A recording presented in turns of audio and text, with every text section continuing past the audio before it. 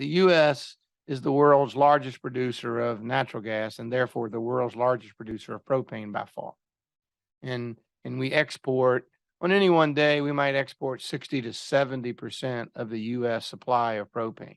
And we export it to people that are, dependent on it.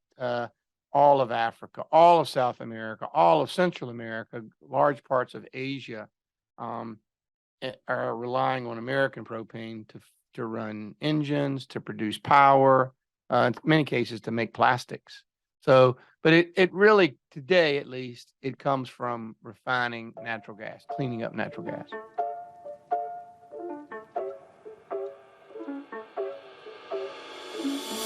Hello, everyone, and welcome back to the CleanTechies Podcast.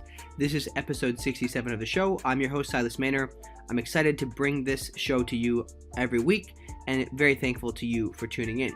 If you are a founder in the space, in the climate tech space, please feel free to reach out if you are looking to get word out about your company. Perhaps you're seeking funding or talent, or maybe just introductions to other potential partners or past guests on the show.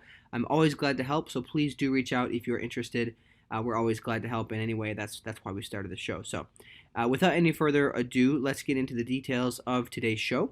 So on today's episode, we are joined by Tucker Perkins, who is the president and CEO of Propane Education and Research Council, also known as PERC.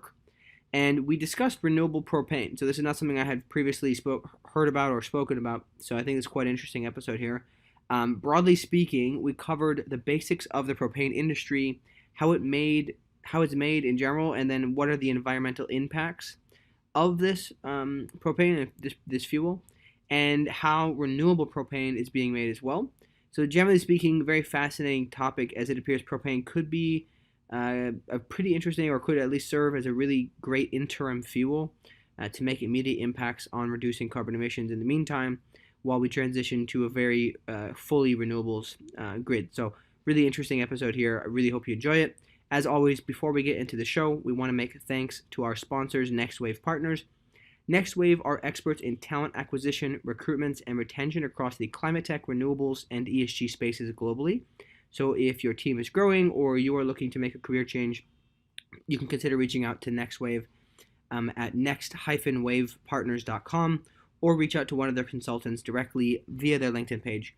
And without any further delay, let's get into the show. All right. Welcome to the show, Tucker. How are you doing today? I am doing great. Thank you. Enjoy being with you and looking forward to this conversation. Absolutely. Likewise. I'm very, very keen to discuss this. I think it's an interesting topic that I have not heard about prior to you guys reaching out to talk about it. So really keen for this. Why don't we just start with a quick introduction to yourself and maybe how you ended up in this role. I think you have a pretty interesting background, so be keen to hear a little bit of kind of an in-depth story of there. Yeah, so my name's Tucker Perkins. I'm the president and chief executive officer of the Propane Education and Research Council. I'm not really here to sell anybody propane, but I really do tend to think about how what I'll call low carbon fuels like propane and certainly natural gas, we're somewhat inseparably linked, I think, how we are going to contribute to the climate conversation. So my background, I grew up, like many people in the propane business, I think, had a family that was involved in the business. Went off to college, civil engineer, came back and worked in land development, which is really interesting at the time. Didn't really think much about it, but today so much of the climate story is still around urban planning and land use planning and thinking about, walkable cities. I mean, clearly it's a part of the solution. So really a nice piece. But then I eventually moved over to be in charge of a natural gas engineering, or the engineering group for a natural gas company, where I was exposed to designing pipelines, building pipelines, managing liquefied natural gas export and import facilities. It was just a great part of my career. And then eventually was promoted to run this propane division of this natural gas company. And we grew that to the fourth largest in the country. And from that, we sold that. I started one myself. I said I went from being the fourth largest to the smallest. It was me. But really taught me a lot about, the entrepreneurial push and financing things and growing and marketing, and eventually sold that business partnered back with a couple of friends of mine in the natural gas business. We created an energy manufacturing company, and then found my way to Propane Education and Research Council. I'll call that PERC the rest of the day, to really rethink innovation into this very traditional propane space. Interesting. Sorry, I don't know if I missed it, but how did you end up getting the role to run PERC? So as at the end of my last assignment, we were a manufacturing company, manufacturing really alternative transportation systems, and doing it really at one point in 3 continents.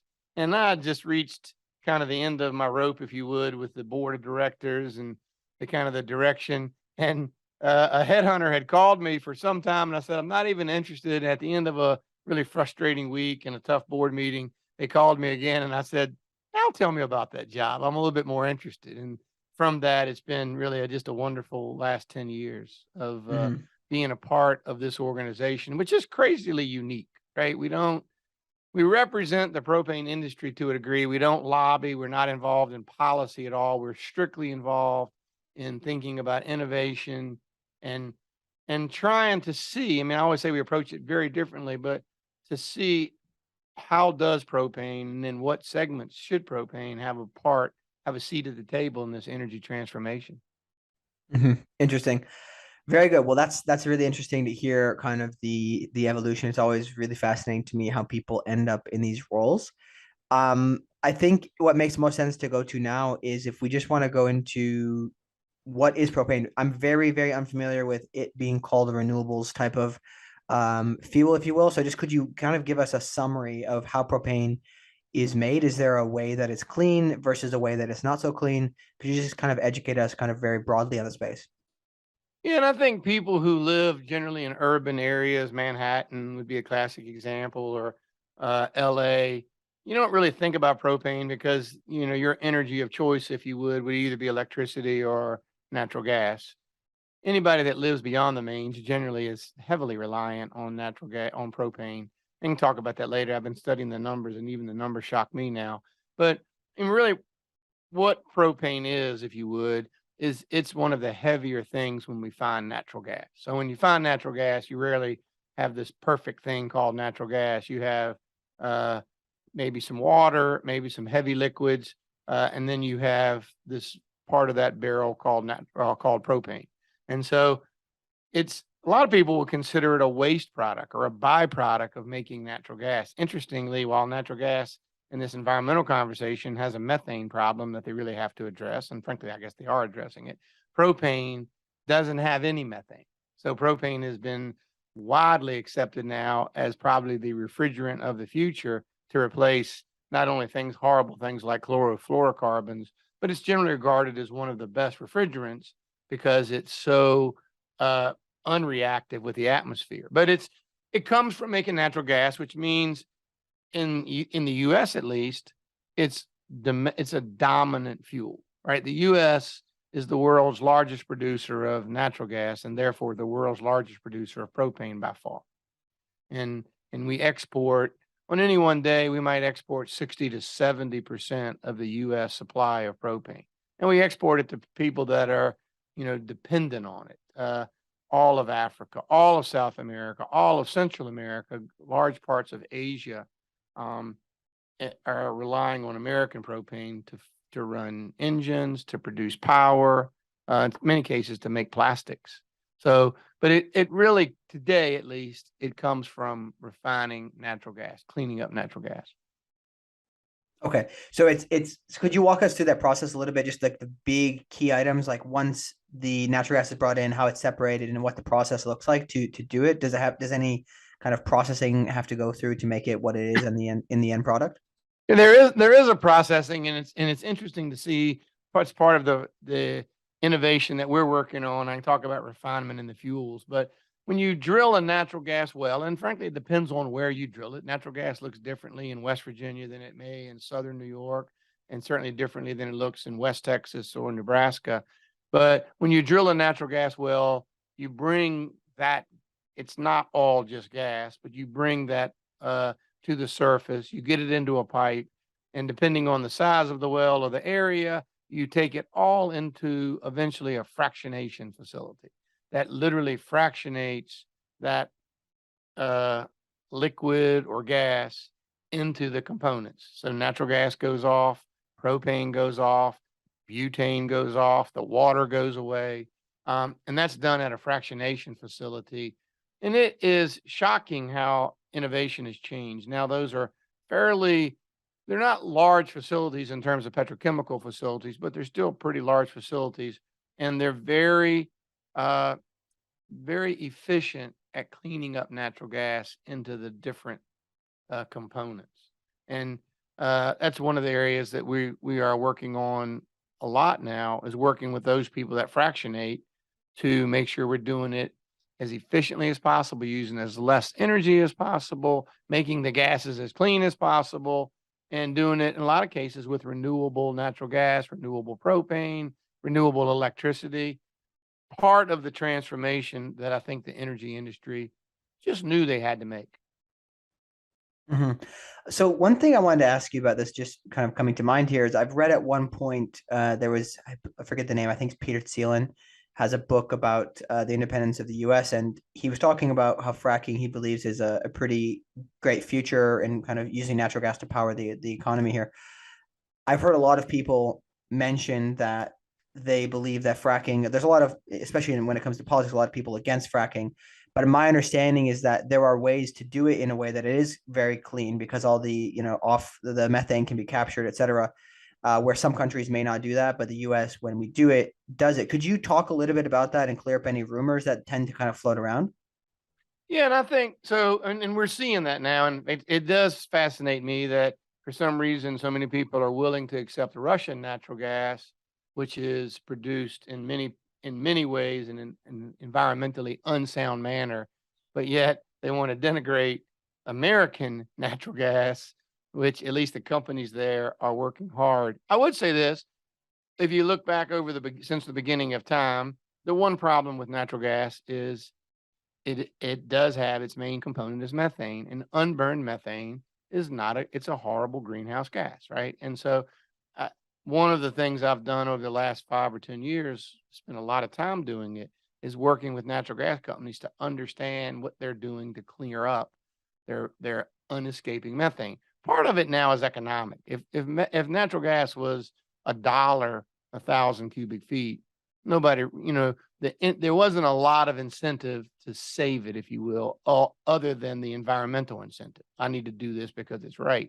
But at today's prices, the industry is very much economically motivated to save it, which to me, if you're driven by both the environment and economics, you're starting to see things like no more flaring, or only flaring when it's emergency. Fix your leaks. And I would say I think the industry is still a bit unsure. I see statistics all over the place. 2.5% of the entire natural gas stream leaks into the atmosphere. 6.5%. I think we don't really know today, but we're beginning to learn as we put more and more technology out there that measures methane. But the natural gas industry acknowledges, I think, that they need to collect the methane. They acknowledge that it's good for the environment to do that, and that it's good for their own, balance sheet. So I think you're seeing a lot more effort now at capturing natural gas. Now go back. You asked a second question. I'll answer it. Fracking. I guess there are ways to frack incorrectly, but I don't see it in the U.S. And we often read about someone that talks about, well, I had oil in my water, or fracking contaminated, fracking created an earthquake. And I think that is possible, and certainly happens, but I would say responsible fracking doesn't look anything like that. Companies that and the companies, their names generally, they're intolerant of improper fracking. And then to a degree, you go to other parts of the world, fracking is not really a big thing outside of the U.S. and parts of Russia, really. And now Europe's beginning to talk about it. But I think the U.S. industry, again, really is well aware of how to do it responsibly. And that's how they know they will go forward.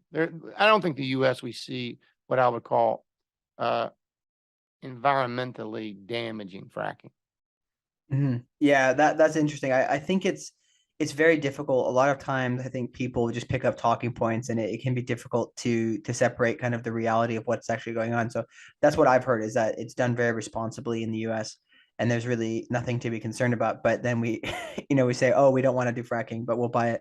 Like you said, I was actually going to bring that up, but you already did. We'll buy it from Russia, who's perhaps not doing it very environmentally friendly. So, I mean, I can assure you, at least in the instances I've seen, read about Russia, or really lots of the other world, they don't do it the way we do it. They don't take care for unintended releases. And in the permafrost, Russia is finding natural gas in places that we wouldn't drill. Mhm. And it's really troubling. I mean, I think part of what troubles me probably today as much as anything, we're seeing a living laboratory in Europe for how things can go when you make wrong choices, whether it's around energy independence, energy security, cost, who you ally with and who you choose to partner with. And in many cases, I find America is making a lot of those same choices, even though, I think a fifth grader could look to Europe and see the unintended consequences of some of those same decisions. Yeah, I think it tends to sometimes people get out of perspective of what the kind of the benefits and the prosperity we have. We kind of tend to overlook what we came from and how we got here, and then perhaps make some silly decisions that put us in a pickle. But I think that it is important for us to remember that energy independence is a really key thing, and not just for the U.S., but also for any country, right? And just need to do it in a good way. I think the other thing people forget, and sometimes it even shocks me, but energy, the cost of energy, the reliability of energy, it is directly functional with your growth, your way of life. I don't have to use fancy words like gross domestic product. Available energy, reliable energy, affordable energy, and your way of life are inseparably linked. And I think a lot of times people automatically think, no, that will always be there for me. And we see it. If you lived through Winter Storm Uri in Texas, you saw it when it wasn't available, right? If you were, here we are celebrating, which shocked me, the 10-year anniversary of Superstorm Sandy. You see what happens. In that case, even the natural gas, utility systems were compromised for a short while on the coast. And so you have these spot shots of losing energy, but nobody really understands that long term. There's a lot of planning that goes into it, particularly with population growth and shifts in industry. You think about now the movement towards data centers and, just the massive amounts of energy they use. Now everybody now finally realizes how Bitcoin and crypto, the creation of that is a massive energy hog. And people just don't realize, but I think now people are beginning to think about it.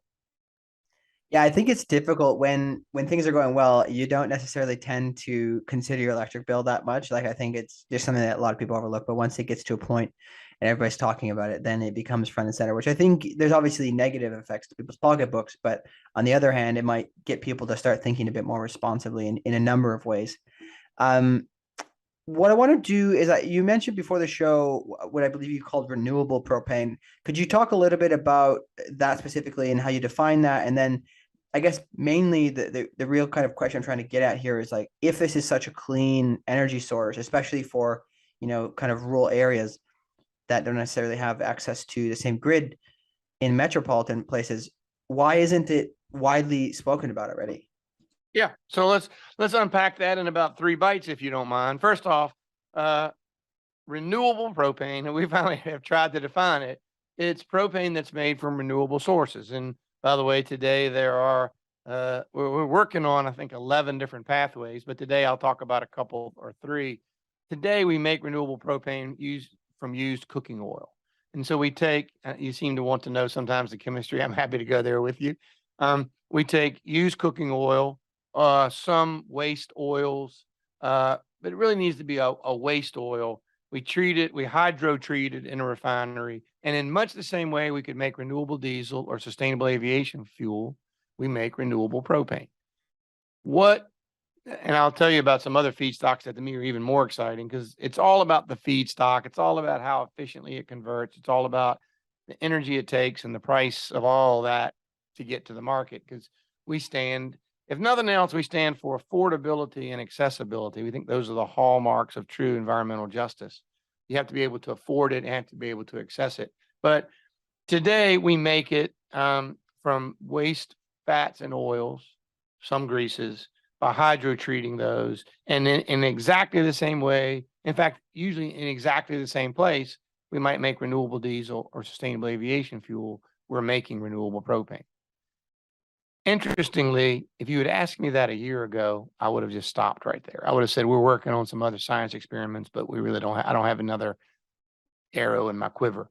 Today, we're now turning dirt, building the plant, proving the process on really the next step in that, which is using, in this particular case, non-food cover crop, camelina plant. Thought I was kind of a farmer and never heard of camelina plant, but it's really a drought tolerant non-food cover crop. So germinates in about 90 days. Farmers can rotate it in with their regular crops, helps them with erosion. It blooms and blossoms. So actually it's a bee pollinator that, they enjoy that. They combine it with their traditional equipment, and the carbon intensity of that product is going to be zero. In fact, it's probably going to be below zero. So the carbon intensity of conventional propane is about 79. Let's just call it 80 to round up for a second. The carbon intensity of propane, renewable propane made from fats, oils, and greases at the facility is 11. But now this next step, we've gone to zero. And we can do that with actually, we can do that with methane. I would say that process isn't quite ready for prime time yet. You can convert some of this methane to propane. Is kind of one of our holy grails. But today we're doing it with forest waste, with biomass, with municipal solid waste. Each of those have some pathway to make renewable propane. And it's really all, here's where I am with this. And because I kind of saw this 5 years ago in California, and now it begins to be a little bit broader than California. But even 5 years ago, we could clearly demonstrate that using propane today decarbonizes today. Propane today is cleaner than the grid today in 38 states. The grid today is fairly filthy. Still uses a lot of coal, uses a lot of oil. I mean, the clean stuff is nuclear and solar and wind and hydroelectric, but there's a lot of not clean stuff. Natural gas is coming on, but certainly coal, oil, and wood is a big part of that. So today, we still can rely on traditional propane because traditional propane, very efficient, very clean burning, even in the narrow lens of greenhouse gases. But as I saw in California 5 years ago, they said, that's not good enough. That might be good enough for now, but that's not good enough for 20 years from now. And you need to have a renewable component. Renewable component is now real. And depending on where you are and who wants to talk about it, the World Association for Propane says they'll create 50% of the supply by 2050. California said we'll have 100% of the supply by 2030. I was going to let you ask me a question, but just to keep on going, it's really been an exciting innovation because, you're talking to me about how we make propane from natural gas. And I'm really happy to see, now the natural gas industry will talk about renewable natural gas. You talk about responsible natural gas or certified natural gas. A lot of thought going into where did it come from? How did we make it? What is the true pedigree of this fuel? And now we're in that same spot with renewable propane today from fats, oils, and greases. Really tomorrow from plants and wood waste, biomass, municipal solid waste. And we're just continuing down that trail. Our scientific team, sustainability team, they're tracking 13 different pathways. And some of them don't work. We're in a super cool project right now. The kelp industry is really picking up speed because kelp is a great way to contain ocean-borne carbon. So the kelp eventually has to be harvested, and we've been working for a couple of years on trying to figure out, can we make kelp into renewable propane? It looks like you can make it into renewable fuel, but probably not renewable propane. So, a lot of times we're we'll stumble onto a process, but we'll say, no, that would be better made for natural gas, or that would be better made for renewable diesel fuel. But renewable propane. And I find a lot of people go, well, I don't understand that. What makes that renewable? And I've had this conversation, but we're taking waste products and converting them very efficiently, I might add, to a usable low carbon, zero carbon, maybe negative carbon source of energy. Yeah, I think it's fascinating the many uses of this. Is one reason I think chemistry is just super fascinating, because there's so many things you can do with kind of byproducts and then turn them into something new. I guess one thing I did want to understand though is, generally speaking, from a broad perspective, do you think that propane is going to gain a lot of traction in use as it's continuing to get even cleaner than it already was, kind of as perhaps an interim fuel in the meantime? Yeah, I do. And I really think that probably was against conventional wisdom, because the conventional wisdom is that fossil fuels need to become extinct and renewable fuels need to be prioritized. And I think we're beginning to see something that I believe we thought 5 years ago. No, we're stepping over the ability to decarbonize now. Why do we continue to use so much diesel fuel, so much gasoline, when there are cleaner alternatives today, propane, natural gas being the two? And any chance today to use propane in lieu of diesel fuel, propane in lieu of gasoline, that's a step forward for the economy. By the way, it's also massively cheaper right now. But ultimately, you need to have a path to a carbon zero fuel. That's where renewable propane comes in. And we see it very strongly in three markets. Transportation, for sure. And by the way, not all forms of transportation. What you and I drive as consumers, in our daily life, to and from the store, to and from work, you're welcome to drive an electric vehicle. I guess you're welcome to drive a Hummer if you only drive, 1,000 miles a year, right? It's really almost inconsequential in the world of emissions. We're working for commercial vehicles that maybe drive 7 days a week, maybe 24 hours a day, maybe 500 miles a day, maybe have payloads of 60,000 pounds, right? That's where they get 3 or 4 miles per gallon.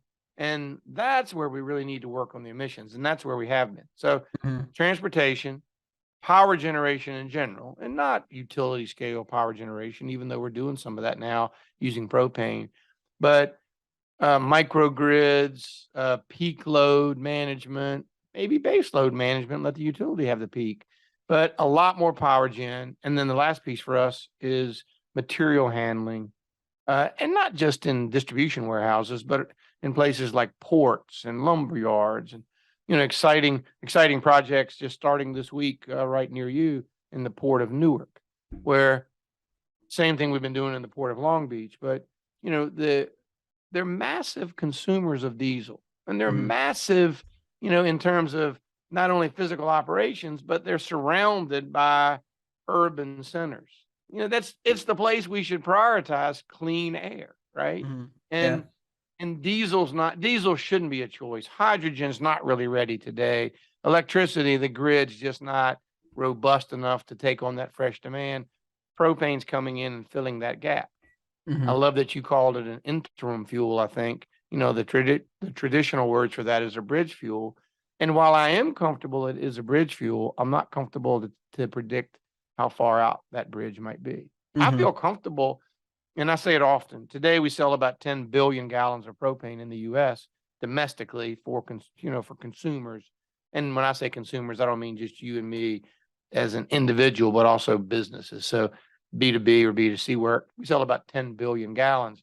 And I'm comfortable that we'll sell 15 billion gallons in the next 4 to 5 years, as we see more and more power generation, more and more material handling, and more transportation, because we should. We should replace diesel. I mean, I say all the time, let's make this diesel's last decade. Diesel is inherently dirty. It's inherently dirty to store. It's inherently dirty to use. It's complicated and expensive. And I love talking about, one area we go head to head now with diesel and electric is in student transportation. School buses. Big old yellow cheese. Everybody rides to school every day. Today we have 22,000, give or take, propane school buses. in every state. And we're seeing it was truly driven by environmental, right? It was driven because particulate matter was so harmful to children. NOx emissions are so harmful to children's lungs. It was driven by environmental benefit, but this also was a massive economic benefit. And now we see that. So now enter electricity and an electric school bus. And I'm quick to say, I don't really need to choose a fight because there are two ways to do it. Transport children in electric buses, transport children in propane buses. Either way is perfectly fine. The propane option is a fourth the cost of the electric option. And so the real winner for me is that we can get rid of old diesel buses at 4 times the rate by choosing propane. And that's the win. So it is a classic example. And by the way, we run some school fleets now on renewable propane. Generally, California, they wanted to take the lead in, one, they wanted to be a good test fleet for us about just seeing what we learned from it. But also they really want to take the lead in environmental stewardship. And so that is the next path as we move from conventional propane to renewable propane blends, I think, and then eventually to 100% renewable propane. One thing I'm curious about is, making the shift. Are there any areas where the fuel is just kind of swappable without major upgrades to the equipment, or does this have to be kind of a swapping out of the equipment entirely? I'm not sure how the compatibility of diesel versus propane and whatnot. Love your questions. So if you're talking about going from diesel to propane, those engines, while technically they're a way to modify them to do it, historically we don't like that because it's just a modified engine. And really what we're looking for is something that is a high performing, low emission, powerful. And so we tend to recommend replace your diesel bus with a propane bus. Now, if you're talking about the migration from conventional propane to renewable propane or anything in between, that is a perfect drop-in fuel. And so that's what we love to advocate for. UPS, FedEx, Nestle Water, the other 100 fleets that come to mind immediately, start today with conventional propane because you're cleaner than an electric vehicle in 38 states. 5 years from now, if we reached a real strong inflection point where the grid is truly clean, then we'll accelerate using renewable propane. But your goal should be to always be as clean as or cleaner than an electric vehicle. And I think that's a fairly easy goal to achieve. That's helpful. I think I think it's also interesting. A lot of people make the argument that, at least they made the argument when I was growing up around, especially when Priuses were a very big thing, complaining about the fact that these were manufactured across the ocean and then shipped, and all that kind of emissions that came from the whole process sometimes didn't necessarily net out and to a positive impact. So it is interesting to think you maybe the fuel isn't exactly 100% clean, but because of the supply chains and everything, when you account to all for it, might actually have a better impact in the long run. So I think it's interesting to consider these different options while the supply chains are being cleaned up, if you will. One thing I wanted to, I don't know if we talked about this at the beginning, but you had some stats on propane usage for people. Like what percentage of people tend to use propane right now, especially you mentioned, I think, rural areas and consumers in that region?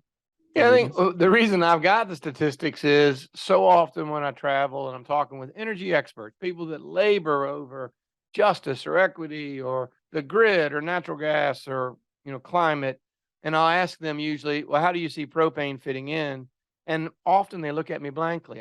Why would the fuel that powers my grill be a solution for the climate and be a solution for America? So it really caused me to do a lot of thinking because, as a person, I said I ran the 4th largest propane company in the country at one time, and I'm pretty familiar with the numbers. But interestingly, propane itself was about 2.5% of the energy mix of America. 2.5%. Oddly, these numbers kind of mirror the world as well. About 2.5% of the energy mix of the world. In America, I can just rip it off. This morning, 1.25 million children rode to school on a propane school bus. 800,000 farms rely on propane, to dry grain, keep their animals warm. There are nearly 500,000 forklifts running around in material handling and distribution centers. 5 million people use it as the primary heat in their homes. another 3 million homes use it for something else, and another 2 million homes use it something not for heating, but perhaps something as simple as fire logs. 50 million homes have a grill. You kind of do all that math, 600,000 commercial businesses look for us. Nearly 800,000 people, 800,000 homes have a backup generator. You kind of do all that math, and about 75% of the population of America is coming into contact with propane on a day-to-day basis. So it's exactly what we think. It's a fuel that people think of beyond the natural gas main, but as this energy transformation happens, we're back into material handling all through. I mean, I'm shocked as I go to LA and I look at the number of material handling centers inside the city relying on propane. Power generation all through the California market, because we have microgrids and backup power and some prime power. So we really are a fuel. We're thought of as a fuel of rural America, but as we really begin to rethink how America shifts to a cleaner climate, a renewable energy, a lower carbon climate, but one that we can afford and access, propane has so many of the solutions. And by the way, we have this gross abundance. I say we use about 10 billion gallons a year. We make almost 30 billion gallons a year. And so that difference is exported away. It's exported to Central America for a lot of power generation. It's exported to Asia for a lot of consumer heat and electricity production. A lot of propane goes into Africa, changing people's lives every day to kind of move them from cooking on wood or charcoal or dung to cooking with propane. And it's amazing. It's an amazing transformation. And I've had a chance to kind of travel through some developed nations and then some developing nations. And the contrasts are stark, but the results are always the same, using it in a way that's best suited for it in that environment. Well, one thing, I don't know if you touched on this already, was that I wanted to ask is if we do really start to utilize propane more in many other areas, will there be any scarcity issues with creating it? No, I do not believe so. In fact, by the way, we talk about that some internationally because ships are moving away from bunker fuel, right? And quite a few ships have been choosing propane. And, 10 years ago, when we were talking about whether to even get behind that technology, a really intelligent leader of our industry said, I worry about that could consume all of our propane. But I think the truth is there isn't a universal perfect fuel, right? And so some ships will choose propane, some will choose ammonia, some will choose LNG. They all should move away from bunker fuel, and they need to. But again, domestically, we have 10 billion gallons of demand with 30 billion gallons of supply. We export on any one day 70% of our production. So we have so much room.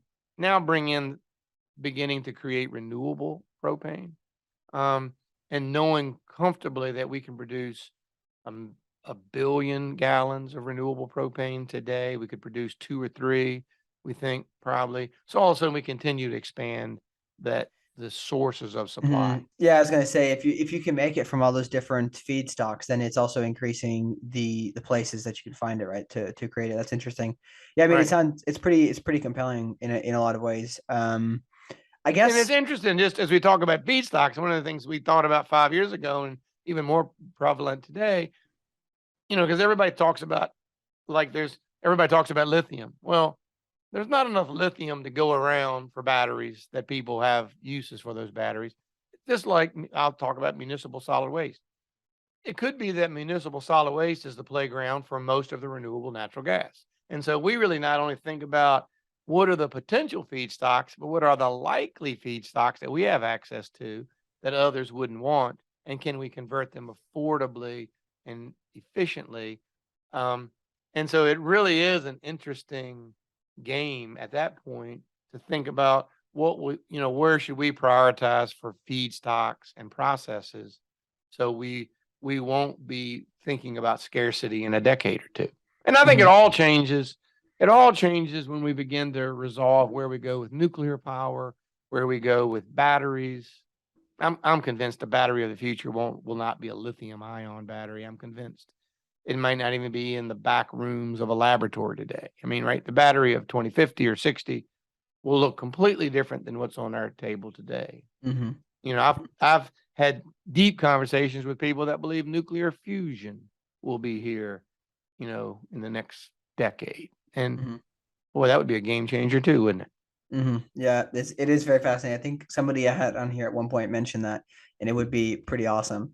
One thing I did want to ask if you can share is, are there any specific companies that you know that are doing a lot of innovation in this space, to either clean up propane and make it renewable, or companies making kind of machinery that use propane? Just any companies that people should keep an eye on for really kind of fascinating and innovators in the space.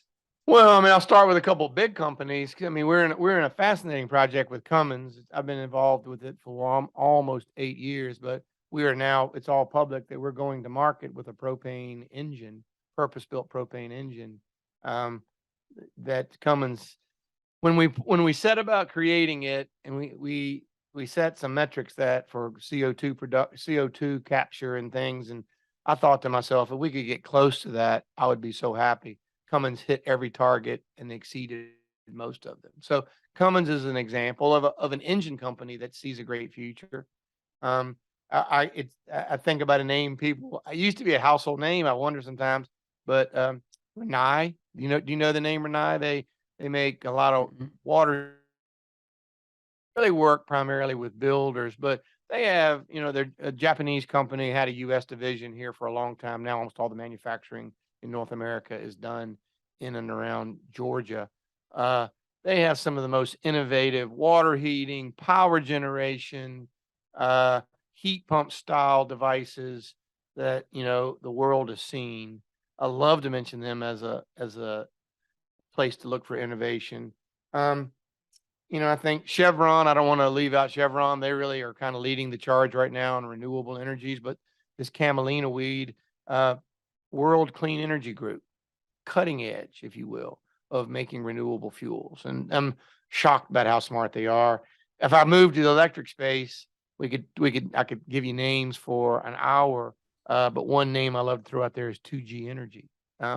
Really beginning to lead the charge as we think about how we efficiently use propane to make electric power. And love to mention that name. Yeah, absolutely. That's really helpful. I appreciate that. I think perhaps I'll have to chase some of those to have them on the show. Yeah. I guess maybe just any final thoughts you want to leave the audience with, kind of on your thoughts on the future of propane, maybe some of the next challenges that you think need to be solved in order to really roll this out. Just anything that you want to leave us with. Well, I think the thing that I always love to leave people with, one, is that the current narrative I find to be totally misleading. The current narrative is that the only path to a clean climate is through electrification.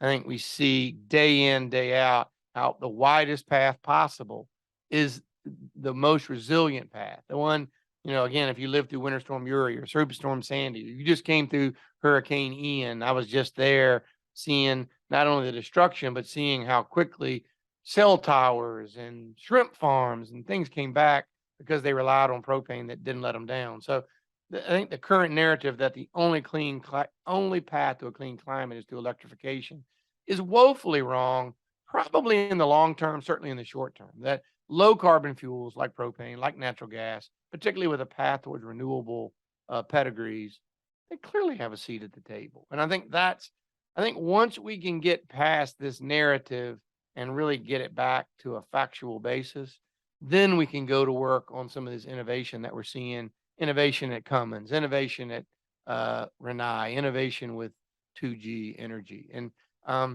because that's really what's exciting. And the innovation is limitless. People, everywhere I go, I say, I'm shocked at how dirty the grid is. We study the carbon makeup of the grid and it's filthy. And everybody says, yeah, sure it is, but it soon will be cleaner. And I'm like, I hope so. I'm not sure. I'm not sure. So I used to think I was sure. So, but until we resolve our way clear with renewable or renewable power, or nuclear power, hydroelectric, those are the clean choices. But the pace of innovation in propane, renewable propane, and the technologies, it's equal to that pace of innovation as we move from traditional electricity to a cleaner grid. And I think if people really knew what was going on there, it would be so exciting for them because it's affordable, it's accessible, and it's environmentally sound. It's good for your health. It's good for your financial health. It's all of that is the right direction and good for America. It's a great story. Yeah, absolutely. Awesome. Well, I really appreciate you coming on. Like I said, this is a topic that was completely foreign to me, so I really enjoyed having you on. Where should people reach out to learn more about this industry and what you guys are doing? Well, we spend a lot of time working on our website, propane.com. And again, we're not there to sell you, but there is a great tab there about the beneficial story for the environment. And so we always love people if they go to propane.com and really begin to see what's there. If they work their way through that website, they can always find me, and I'm happy to reach out and talk with people about some of this. And our tentacles run deep. We're working in almost all of the 50 states with some of the leading technology groups, some of the leading universities, Department of Energy, and the federal national labs across the country, just to see that our solutions literally are solutions of the future and really help be part of this energy transformation. Absolutely. Definitely encourage people to reach out and learn more. And I think keep an eye on this space. It's gonna be great. Great. Thanks for your time. Thank you so much. Great question. Yeah. Thank you, Tucker. Have a good one.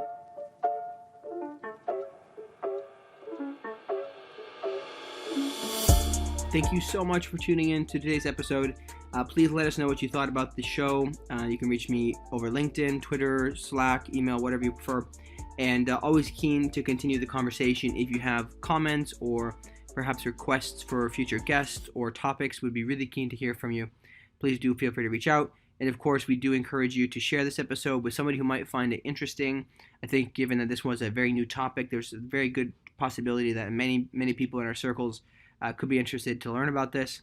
Of course, do consider reaching out to Tucker directly on LinkedIn and learn more about what they're doing at PERC. And if you are joining us for the first time and you enjoyed this episode, please, we ask that you subscribe and turn on notifications, as well as, if you enjoyed it, leave a review for us on Apple Podcasts. It's extremely helpful to get our listenership up, so really do appreciate that massively. Quick note on our next episode. We will be joined by Kaylin Brown and Kristen Castell to discuss what Share Change is doing in the microfinance space. This conversation spans broadly across what Share Change is doing with microlending to entrepreneurs in unbanked regions, but also more broadly about the importance of microfinance in general. Generally speaking, really a great conversation about impact investing and how important it is. There's so many amazing kernels of wisdom that the both of them shared. So really excited to bring that to you next. And as always, thank you for tuning in to the CleanTechies Podcast, and we will see you next time on the show.